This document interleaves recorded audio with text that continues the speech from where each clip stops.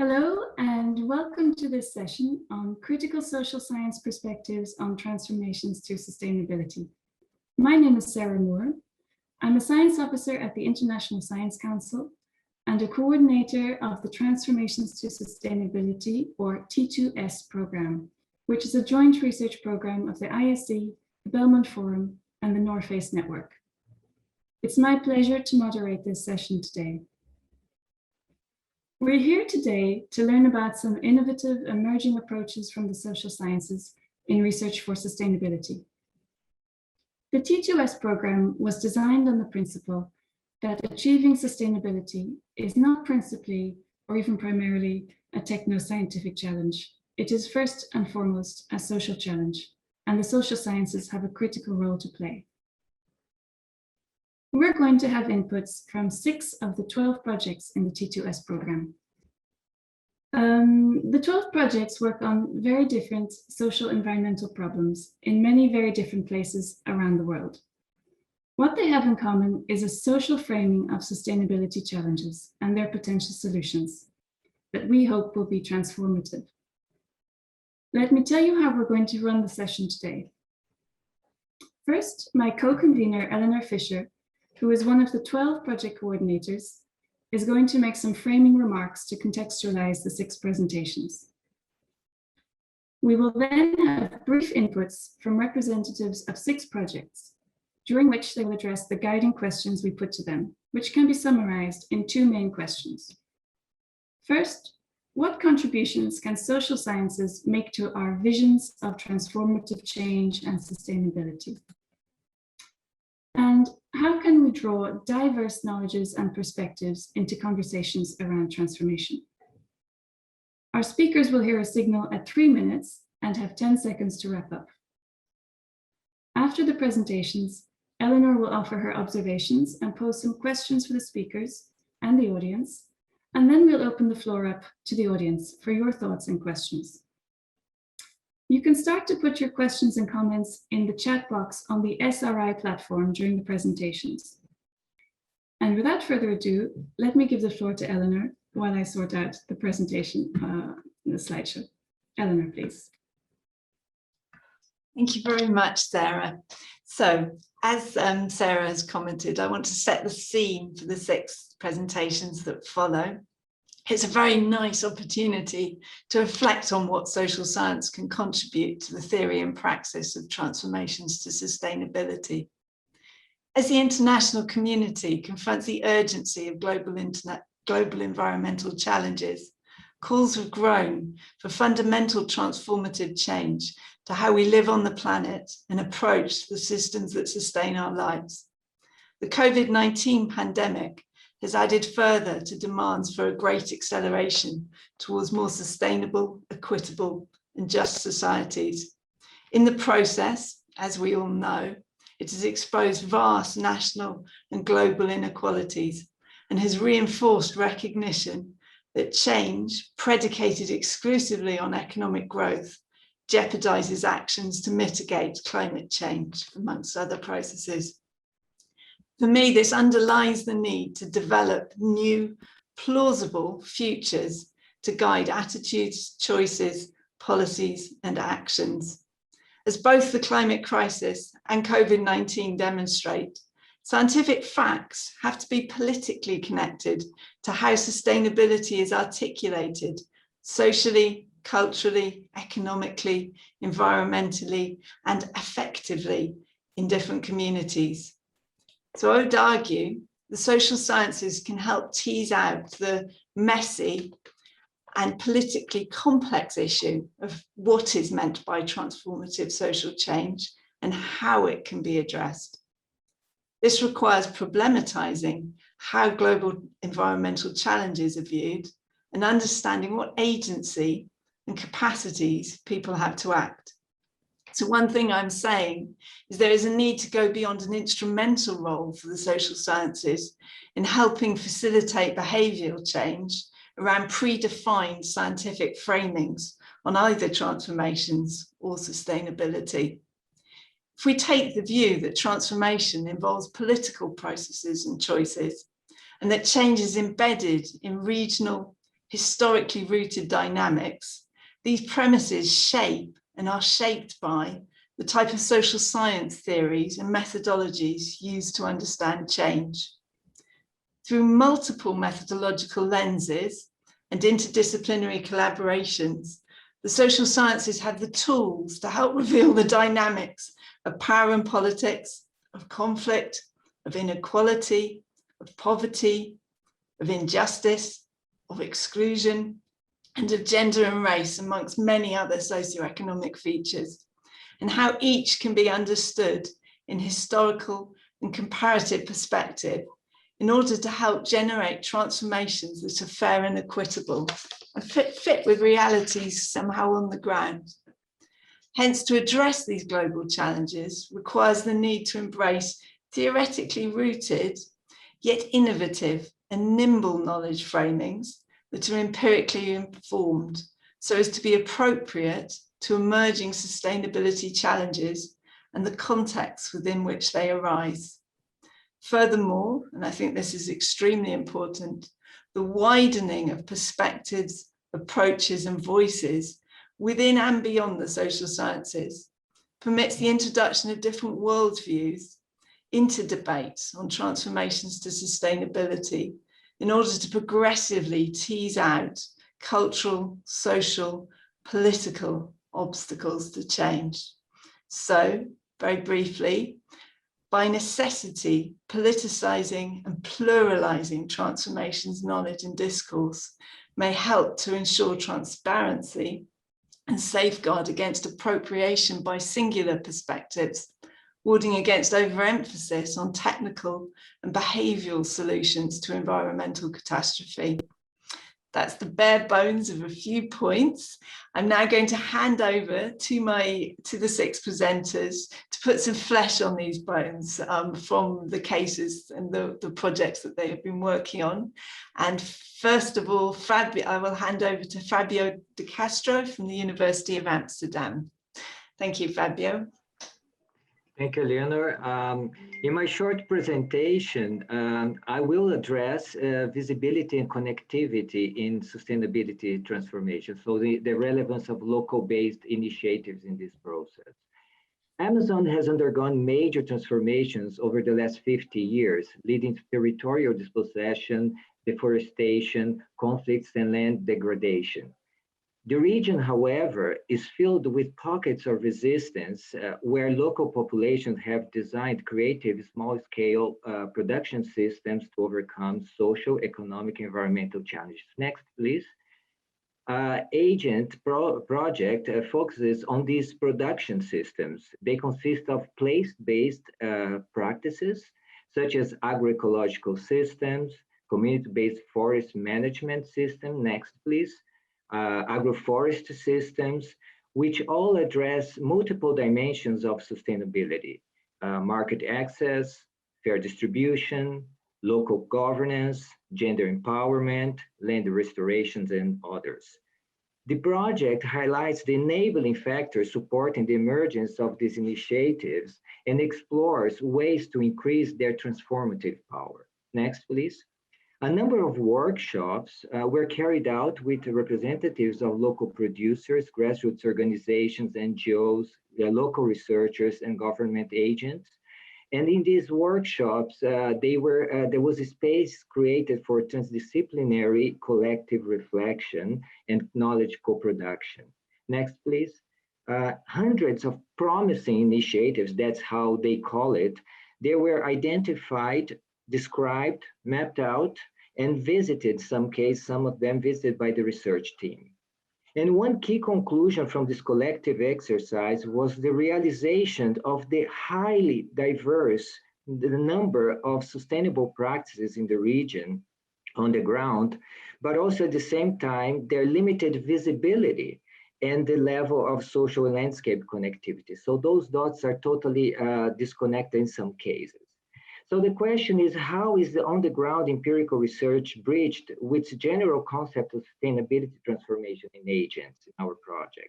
How does social science perspective contribute to think this process through a transformation to sustainability lens? On the ground, empirical research allows us to approach sustainability transformation as a multifaceted and messy process. Social science perspective provides a critical conceptual analytical framework grounded in empirical research, which is needed to make sense of this very complex process. Next slide, please. Each place-based initiative is a dot in the landscape which requires temporal, spatial, social, institutional, and political contextualization. And next slide is, but what they have in common is that they are all connected by common imaginaries and narratives. We believe that increased visibility and social and landscape connectivity across hundreds of highly diverse initiatives can generate transformative power to sustainability in the region. Thank you. Thank you, Fabio. Let me pass over to Silke Beck from the Helmholtz Center for Environmental Research in Germany. Thank you. I will present you some insights from a project called Governance of Socio-technical Transformations. Next slide, please. In this project, we try to discover what imaginary tell us about potentials and shortfalls in prior efforts how to transform societies.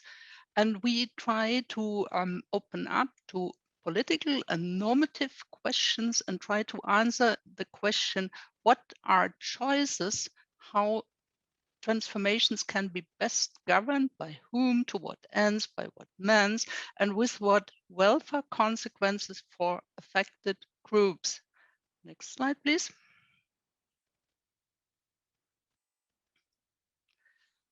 We try to bridge between concepts of socio-technical imaginaries of transformations and experiences on the ground by organizing workshops in Kenya, but also India, including activists, local farmers, but also academics, policymakers, and business people.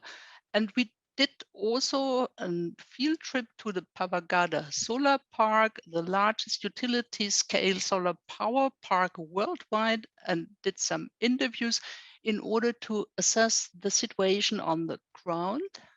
Next slide, please.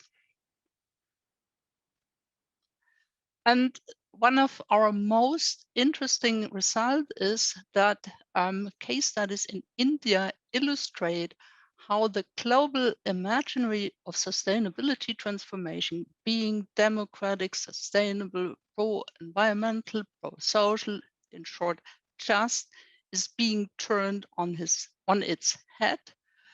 The promise of making the future secure using solar power being renewable also results in disrupting lives and livelihoods, turns land's feature unproductive due to drought and waste, and last but not least, farmers lost access to their land. And in our empirical case studies, we don't only try to reconstruct consequences from the standpoint of most affected or vulnerable people and groups, but we also try to discover alternatives, democratic alternatives, and how to bring these voices into the local political discourses. Thank you for your attention.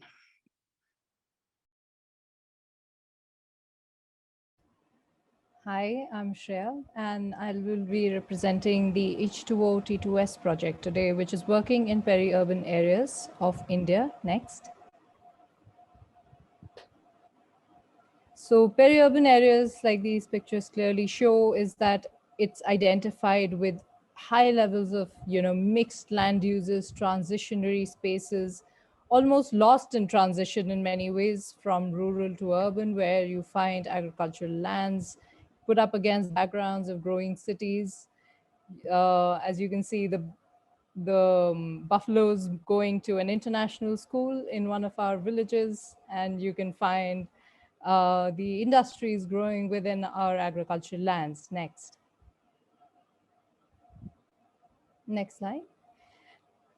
However, all of these changes that are happening in the peri-urban areas generally lead to a lot of impact on peri-urban water issues, which is the core aim and objective of this project, is to understand how these changes happen and how it affects not just the ecosystems, but also the very close socio-ecological linkages that occur in these areas.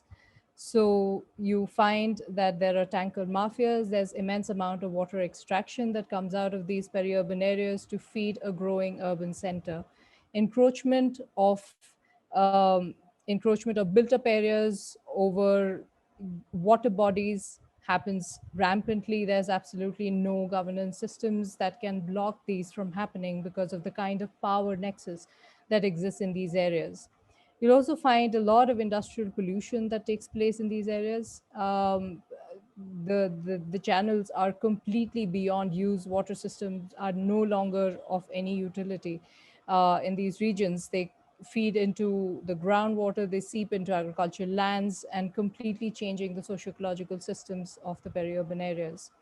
You also have population is increasing every day, and therefore the amount of burden on these already reducing and stressed resources goes even further up, because you have more and more people who seep into these areas, migrate to these areas for looking for opportunities in the urban areas. So you do not have ample resources. So the stress on the resources is very high. Next. The socio-political barriers to the peri-urban areas is really massive and brings out why social science is so important. It's not just climate change, but also urbanization, which is creating a very, very political process of change that is happening. So you have rural-urban binaries, which in planning only looks at rural areas and urban areas and has no language for this region in transition. You have the power who actually profit from the deterioration and the unsustainability in these regions. You have very small rural governance systems which do not have enough power to deal with the urban actors and the large industries that are moving into this region. There's a major political force that pushes forward priorities of urban growth today globally, at the cost of, no matter what, it comes at the cost of. So it comes at the cost of peri-urban areas, rural areas, people, resources. And finally, why is it that these barriers continue to exist and becomes very, very difficult to fight against, is because of the kind of power inequalities that you have. You have small villages which are pitted against large industrialists and large real estate developers for and fighting for the same resources. Even within the villages, you have the people who benefit from these developments and those who lose out. Next. In terms of social science perspectives, what social scientists can bring to this area is, number one, is to build a lot more visibility about the processes that are occurring here from the bottom. To bring more visibility to not just the vulnerabilities, but also ways in which that people have come together to build new alliances, to build resiliences from the bottom, to realize that responses to the peri-urban systems, to what the changes are happening, are not just one, but they can be a myriad. They could be varied from short-term coping to longer adaptive strategies, to building conflicts and dissent against power structures. And therefore, there needs to be space to a sort of a structure and a framework that accommodates these various transformation pathways. And that's why we look at the system of adaptive pathways and transformation pathways building with stakeholders. Next. So because we understand that there are very, very different priorities and extremely different power groups in these regions, where everyone comes with different sets of resources and completely different ideals of what the future scenario needs to look like, it becomes very important to work with a variety and plural actors of this very, very heterogeneous space. And therefore, in this project, we bring in people from the policy levels, from civil society, academia, and different communities, that even within communities, you have different caste groups and different livelihood groups, different religion groups with different power structures within the community. Bring all of them not just together, but first separately, to understand that they sometimes do not always talk in front of each other, and therefore to understand that individual pathways need to be built and then brought together to identify where they conflict and where there are opportunities to cooperate. During the COVID-19, we have tried to do all of these pathways building through a Delphi-based method over phone calls, doing very, very visual, questionnaires, which can be sent over a phone call and sent, through presentations. And these are sort of the transformative ways in which we are dealing with the changes that are brought about by COVID and the peri-urban transitions. Thank you. Thank you, Shreya. Let me pass over to Akriti Jain from the Indian Institute of Science. Yeah, hello everyone from India. So this contribution is from the project Intellectual Property Models to Accelerate Sustainability Transition. Can we move on to the next slide?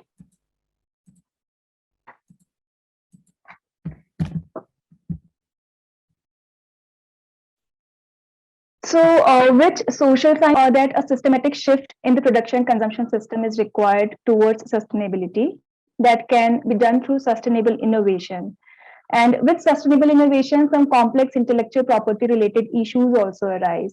So when we want to protect the creation of our mind against any unauthorized use by others,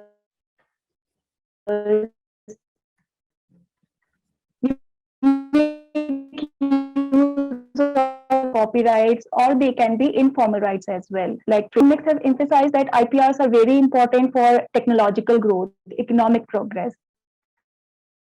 But here we are shifting the discussion and dialogue towards the ecological economics, and we want to understand this relationship between IP and sustainability transition. Next slide, please. So there is a debate on the closed versus open IP model. So on one hand, we have closed IP model that facilitates investment and development of sustainable technologies. But on the other hand, we have open IP models that facilitate diffusion of those technologies in the society. And in between the two lies a whole range of different other IP strategies adopted by the companies, where companies selectively share their IP on sustainable technologies with others. So in this project, we are trying to develop a framework to better understand this complex relationship between intellectual property and sustainability, so that we can advise our stakeholders on suitable IP strategies that can be adopted for sustainability. Next slide, please. So this is our interdisciplinary research and advisory team that involves people from disciplines like engineering, computer science, law, political science, social science, and sustainability science and management. So I can give further details later on if required. So we can move on to the next slide for now. So how are we co-designing and co-producing knowledge with our stakeholders? So our key stakeholders are business organizations that produce sustainable technologies in manufacturing and energy sector. And we are engaging with 30 organizations in India, UK, and Europe. And we have designed these visual templates to map companies' intellectual property, business model, and sustainability impact journey over time. And we fill these templates with companies, IP head, founders, and MD, the chief decision makers, after having 6 to 7 hours of workshop-styled case discussion with them. So firstly, we sit with each vertical head separately, and we, after that, combine them together and engage them in a group discussion and ask them to introspect and look at their own IP strategy and tell us how it has sustainable manner. So the first response that we generally get is that two are completely separated from each other and they are not related with each other. But gradually they also begin to understand the relationship between IP and sustainability and help the industry to grow. For example, a technology that was initially their proprietary was gradually opened up and the know-how was shared with the startups and small entrepreneurs to develop an ecosystem around that. Next. So these are some of the testimonials from the participants where they have mentioned that these kinds of discussions and workshops have actually helped them to better. Akriti, you'll have to finish up very soon, not least because your sound is so this is the last slide where we want to just highlight the key findings that we have identified, that small companies, they generally file patent application to get the freedom to operate, and they also practice differentiated licensing, where they provide royalty-free license to companies in low middle income countries, and they charge free from companies in developed countries. So that is from my side for now, and I would be happy to take questions at the end if there are any. I will provide more detail about the project if required. Thank you, Sarah. Thank you, Rekruti. May I invite Sabine Luning from Leiden University in the Netherlands? Gold Matters is a comparative project with multi-sided empirical research in several countries in West and East Africa and in the Amazon. We examine how sustainable mining futures can develop out of the existing dynamics of what we call gold lifeways. We collaborate with miners and artists to explore diverse versions of sustainability. Gold Matters takes an ethnographic lens on artisanal and small-scale mining, AGM, but our transdisciplinary team embraces different disciplines as well as NGOs and artists. We engaged in new modes of communication by means of pop-up exhibitions, focus group discussions, participatory methods for visualizing mining terrains, and the writing of policy briefs. The comparative approach brings out how different social theories, histories, and geological terrains culminate in very diverse mining practices. Terrains are part of different frontiers of migration. They can be wet or solid, ore bodies may vary, as do socio-technological processes of extraction. Policymakers often see formalization as the road to more sustainability in ASGM. However, empirically, we see interconnections between formal structures and informality. This interconnection makes room for creating new communities, but also new forms of integration and conflict. In this process, institutionalizations occur, expressing histories of power, but also freedom. These empirical findings require new outlooks in the relation between formalized capitalism, for instance, exemplified in wage labor, and its outsides. We argue that the formal economy is indebted to its informal edges. The pathways of gold from mines to jewelry and vault banks show intricate connections between formal and informal operators. The notion of gold lifeways refers both to the pathways of gold in the value chain and to the lifestyles of men and women involved in ASGM. These material and personal lifeways are intertwined. In the enormous variety of mining terrains, making mining futures can take many directions, influenced by geology, social technology, and mobility of labor and expertise. What does this mean for transformations to sustainability in ASGM? First of all, miners' requests to fight the homogenizing policy discourse. In Ghana, water pollution was main argument to ban ASGM in 2018. However, dredging and hard rock mining differ in impacts on the environment, work organization, inequalities, and personal lives. Secondly, even when socio-political hurdles appear immense, we can try to bring people together and art can play a role. In Ghana, we co-labored to build a monument commemorizing miners who had died in mining accidents. This occasion served to link issues of safety to political corruption and underground inequalities. In Burkina Faso, currently tormented by jihadist terror, we also addressed security, but linked to wider geopolitics. Just last weekend, 160 members of a mining community were killed. In reaction, another mining community collaborated in art as a sign of hope, expressing that despite friction, gold lifeways can be shaped and better futures can be aspired to. Thank you. Thank you, Sabine. And let's move on to our last speaker, Matthew Buki from the University of Dodoma in Tanzania. So our project is called Conviva, which is the abbreviation for Governing Human Wildlife Interactions in the Anthropocene. So basically what we're trying to do in the project, we're trying to engage with questions around the contribution of social sciences in the transformation agenda. And we are using species-based case studies. In Tanzania, we are studying lions, human wildlife interactions. Then we have a case study in Finland and Brazil and US, California. So we have these 4 species-based case studies. And so the project actually problematized the idea of protected areas. You know, this is the dominant approach which we use in conservation across the world. So we are problematizing the protected areas because it has a legacy of colonial ecological sciences, and this legacy actually studies and research shows that it has quite adverse social consequences.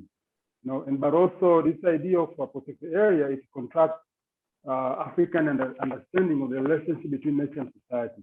So for that case, we have, in the project, we have brought up a sort of a transformative alternative to this protected areas philosophy, which, can you go to the next slide, please?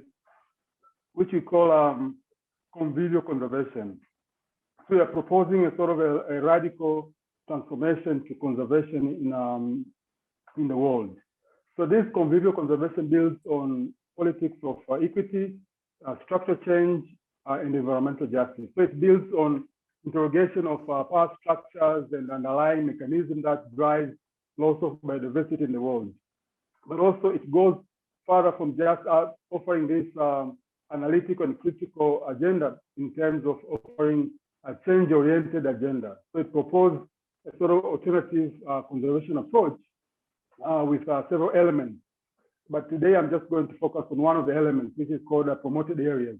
So it problematizes this idea of separating nature from people by instituting the so-called promoted areas, which is basically trying to implement nature for, to, and by humans. So by doing this, is sort of offering a more socio-ecologically just approach to conservation. Can you go to the next slide, please? And in terms of what sort of contribution this social science has brought in our project, the diagram that we see, so it's a broad project approach which depicts some of the themes that we investigate in these 4 species case studies. So as you can see on your left side, one of the themes, it covers the critical nature of social sciences, trying to interrogate these power structures, but also on your right side, it talks on more on the change-oriented agenda, trying to provide alternatives. So in the next slide, I'm going to talk more on the change-oriented agenda in terms of diverse knowledge and perspectives that the project is trying to bring.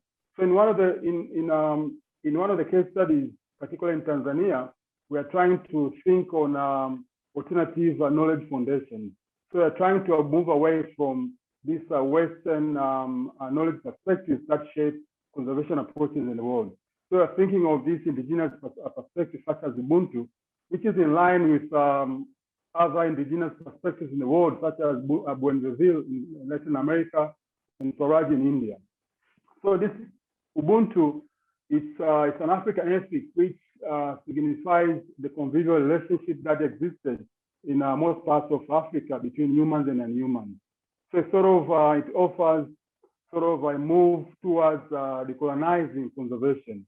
So we take Ubuntu as a decolonial option that we can use in offering alternative knowledge foundations to instituting transformative conservation in the world. But also because of the nature of Ubuntu, I think it aligns perfectly with what our project is trying to bring in terms of the idea of promoted areas, because it institutes nature for and to and by people. But can you go to the next slide, please? But in terms of, can you go to the next slide? But in terms of how to finance such an alternative conservation and a radical conservation approach. So in our case study, we have thought of, was actually suggesting developing a community-based conservation insurance. So we are building this from experience in northern Pakistan, where they have this community conservation-based insurance against livestock depredation by the snow leopard, whereby pastorists buy insurance for their livestock. So this is sort of a transformative idea that we have brought in the project in terms of offering alternative financial mechanisms, because the idea is that we have to move away from the market-based financial mechanisms, which actually is one of the problems by the loss of biodiversity in the world. So we are thinking of more locally based financial mechanisms. And one of the mechanisms that we have brought in the project is this community-based conservation insurance.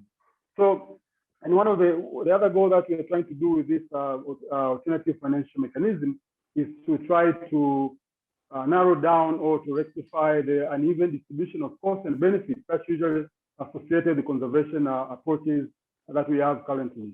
So out of these alternatives, what we want to institute and what we want to bring as sort of a radical and alternative idea is that if you want to have transformative conservation, I think we cannot avoid having long-term human solutions, because we argue that long-term human solutions is one of the very important keys to successful transformative conservation.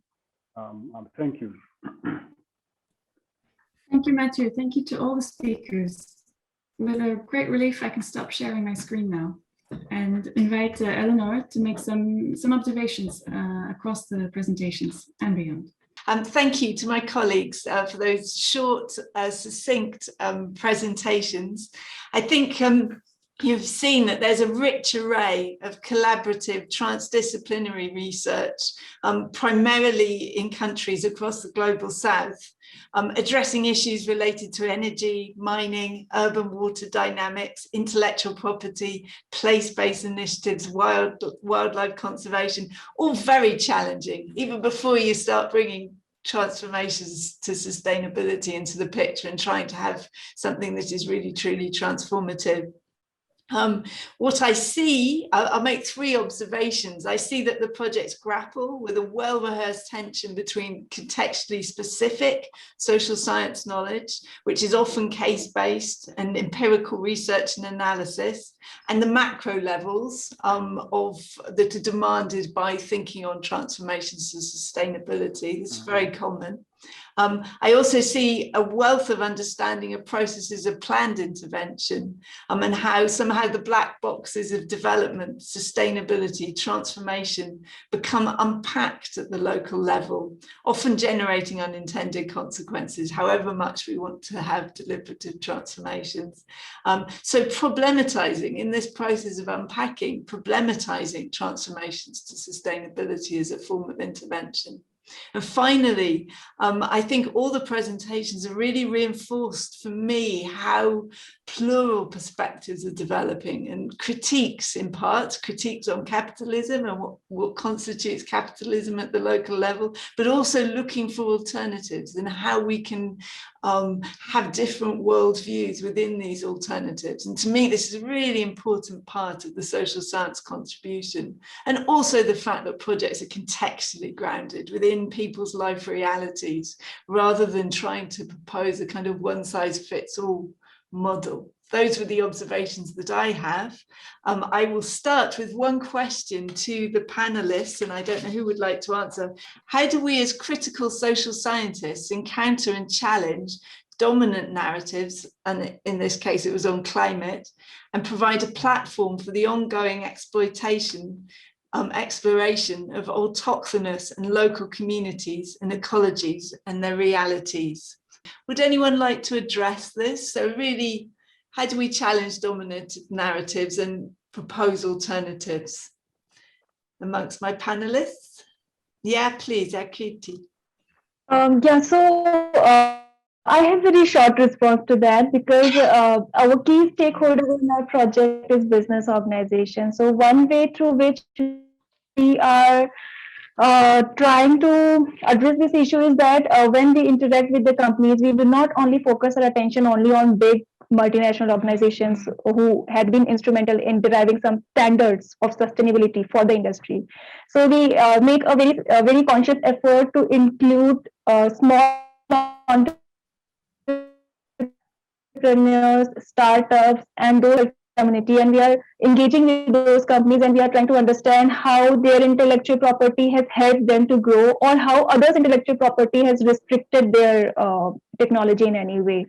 So both the sides. So we are not only looking at the positives of it, but we are also looking at what could be the negative aspects of the intellectual property for the local people as well.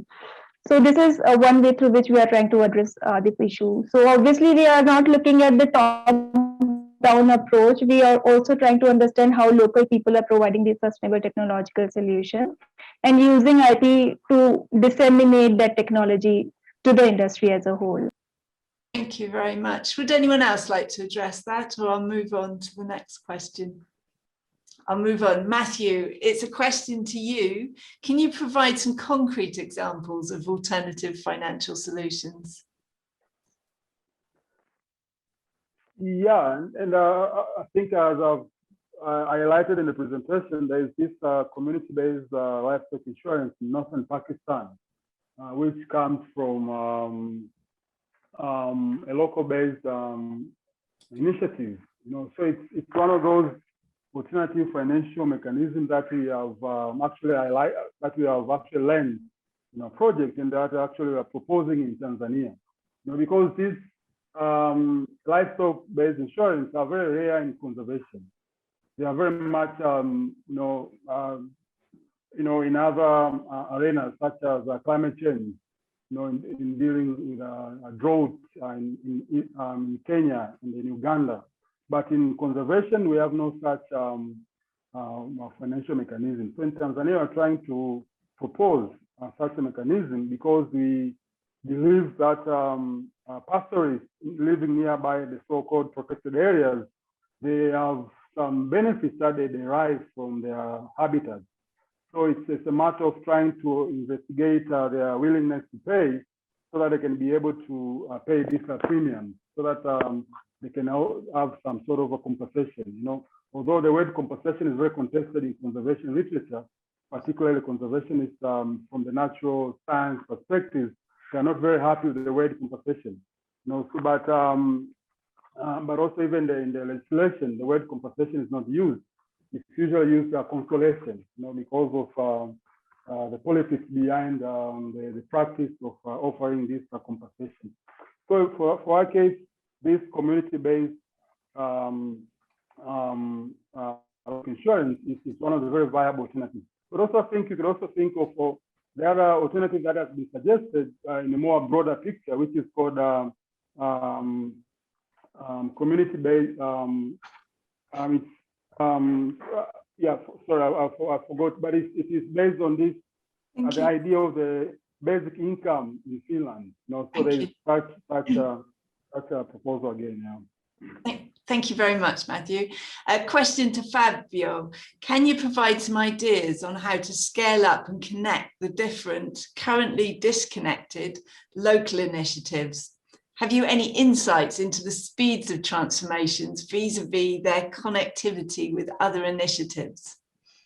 Thank you for the question. It's quite an important one indeed. This is exactly what we're trying to co-produce with the local population, the communities. They are this very large range of different activities, but one thing that has emerging from the project is the narrative, this counter narrative that I think we discussed just before, that is necessary to be co-produced, to be created, developed in order to go against, for example, the agribusiness narrative and the large scale production system that's taking place in the region. And one of the way maybe that we are finding ways to connect is, first of all, to bring urban population together with the rural population, because it has been a disconnect between these two different spaces of struggles. And the urban population, the Amazon in the region, it's a highly urbanized space, in fact, so it's not only rural. So the idea of reconnecting urban and rural space is one of the ways to bring this connection. There are many other ways, but I think we don't have time here to cover, but I would keep this message, the urban rural connection. Thank you very much. And I will plug that they should read your new paper, or the team's new paper in Current Opinion in Environmental Sustainability, which actually addresses that question.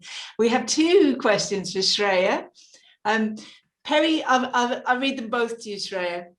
Peri-urban areas are highly quickly changing parts of broader socio-economic systems, socio-ecological systems. How could scientific knowledge provide effective and efficient outcomes for policy making, particularly territorial ordering? The first question. And also, could you share, if any, what kinds of sustainable future pathways you would recommend based on your understandings? Thank you.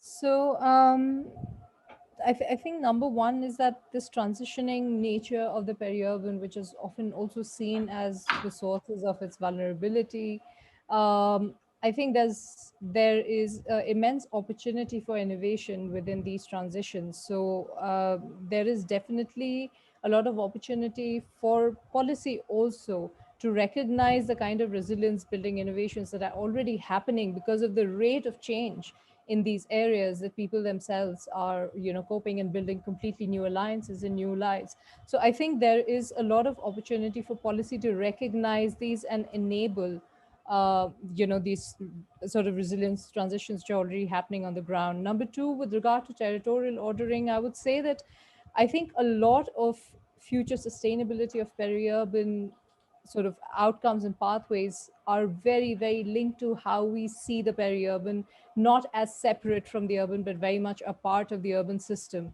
Because so much of the power structures are housed within that urban area and so, within the urban center. And it tends to, explode at the cost of everything else. It tends to not realize that the peri-urban of today is going to be the urban of tomorrow, and it's going to affect that very power structure which is sitting at the center of it. So looking at this transitioning space as very much a single socio-ecological system becomes, I think, crucial to looking at sustainability for futures for these areas. And I think that sort of answers my second question as well, that I don't think the project is looking necessarily to dictate certain pathways as correct or as wrong, but to number one, come up from various stakeholders and how their pathways are built out of negotiations between different groups, and they're in constant conflict, and sometimes there's co-option, there's cooperation, there's all of this that gets built. So pathways is always a process, and therefore the idea for our project is to how to enable stakeholders also to imagine futures for themselves rather than just getting stuck within what's happening today. Whether the poorest can imagine much longer term futures and act towards them. Thank you. Thank you very much, Shreya. We're living through pandemic times, and this involves transformation that we've experienced up front and are in the middle of. I was wondering if there has been learning from this process for you within your projects in terms of the reflections on transformation. I know there've been many other issues around projects, but thinking about transformations. Would anyone? Yeah, Sabine. Yeah, I think within our projects, some of us have written on it, both on the Amazon and in West Africa, I think. And I think one of the things we all have tried to do is to continue to be in conversation with miners, with mining communities. And I think all of us have done that across different projects to try and stay tuned to what the epidemic means to them, right? And I think that has resulted in a couple of publications, actually. And for the case of West Africa, it meant, for instance, that we really, in conversation with miners, see that COVID was one of the challenges, but they have so many challenges to face. We wrote on it to see this articulation of where does that fit. It's something that's really big, can, of course, on the ground for people whose lives are continued crisis, you could say, just one of the challenges. And I think that was, anyway, one of the things that came out. There's more to say, of course. Thank you very much. Yes, Matthew. Yeah, so one of the things that is quite offered some sort of a reflection in our project, as you're quite aware that conservation in most parts of the global south is funded by money from tourists. So with all that has happened with COVID-19, I think there have been quite a massive decrease in the tourism revenue. So that has also quite offered some sort of a justification for us to think about alternative financial mechanisms, because we cannot only depend entirely on such a very fragile sort of a mechanism. So I think that has quite been quite a good lesson for us to think about this alternative financial mechanism for conservation. Thank you. Silke. We did also a comparative project on different national responses to COVID-19, and what we could say is that they reveal a lot about the strengths, but also the problems of infrastructures. And we came to the conclusion what matters most is the social combat, the relationship between citizen and the state and how they comply with measures which require behavioral change and compliance. And last but not least, it also tells us that there is no single bullet solutions to these problems, even if there is vaccination and so on. We didn't spend too much resources on questions of vulnerability. A lot of funding was spent on producing patents, but also technologies. And there is not too much research on what are vulnerable groups, how are they affected by the pandemic. But in order to comply with far-reaching policy interventions, we need to know more and also give a voice to most vulnerable people in order to become more resilient to the pandemic. And it's not about technical solutions, it's more about viable livelihoods and sustainable survival. Thank you. Fabio. Yeah, I'd like just to point out a couple of points that we had in our project. One is the role of local production for food security at the local level. Once there was a problem with the COVID and then the export and that's being discontinued, and people became very much limited with access to food, and the local producers played a key role in this production system, and that became much more clear during this pandemic. A second issue is related to connectivity, is also the role of technological connectivity. In a way, communities became much more connected. People became more connected through internet and making a little bit more the politicization of the process. The mobilization can become stronger now with this in place. And the last one I think is quite relevant is the role of local partners in our project. I think we all lost direct contact. We could not go for field work, and then it became very relevant. And I would say this is a message for funders, that how important it is for local partners to be funded and to be part of the design of projects, because there is a connection, very important connection between local partners, local researchers directly, and NGOs directly with the communities. For us, was a key element in our project. Thank you very much, Fabio. Shreya, and then I'm going to move on and hand back to... I just had one point to add, was how important I thought the COVID pandemic brought out the importance of borders. It's like, because we are all working like in the peri-urban space, you're working in this so-called transitioning space, but when you look at, the boundaries and the borders of your cities and where the municipality ends, and how cities kind of shut down over this time, built, this whole sort of linked space got completely disconnected from each other, and how these borders have been sort of brought back and have been sort of strengthened over the last 1.5 years on ground. Thank you very much, Shreya. I realise there were a couple more questions in the chat function, but I think I'm going to hand back to Sarah now. Thanks, Eleanor. Am I muted? No, I'm not. And thanks to all the speakers for your presentations and your responses to the various questions. I suppose if I had a question myself as a coordinator of this research program, which is really trying to put social sciences at the heart of sustainability research, it's also about the extent to which you have been successfully or easily working with natural sciences, for example. And I know many of your projects have natural science expertise in them. And many of you have actually maybe begun your academic lives as natural scientists in various ways and migrated towards social scientists, towards social sciences. So I don't know if we have time for a round of responses to that, but I think it's something that I'm very interested to know about how well you manage to work with natural science communities. I wonder, since we have 3 minutes, are there maybe one or two people who would like to tell us about their experience of working with natural scientists in their T2S projects. So Sabine? Yeah, I think I really appreciate, of course, this program because it does give value to social sciences so strongly, but you also know that we can't do without the other sciences. And for instance, when you work on mining, it doesn't make any sense to just do it as a social science. You don't even know what you see, right? So in our project, we do collaborate with engineers and with hydrologists and people who can give you a view on the landscape in a more scientific way, as we call it. And it's exactly in this conversation between these types of knowledges that we can hope to produce something new. So for me, it's key. Don't ever abandon those attempts. Thanks, Sabine.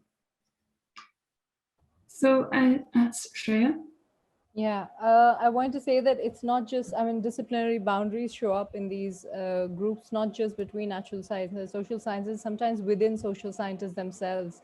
You know, there are different disciplines within them, and each of them come with very different paradigms and, you know, thoughts and directions. And talking between these two sort of theories becomes difficult even then. So it's not just between natural and social, but sort of between various disciplinary boundaries, that conversation sort of becomes challenging.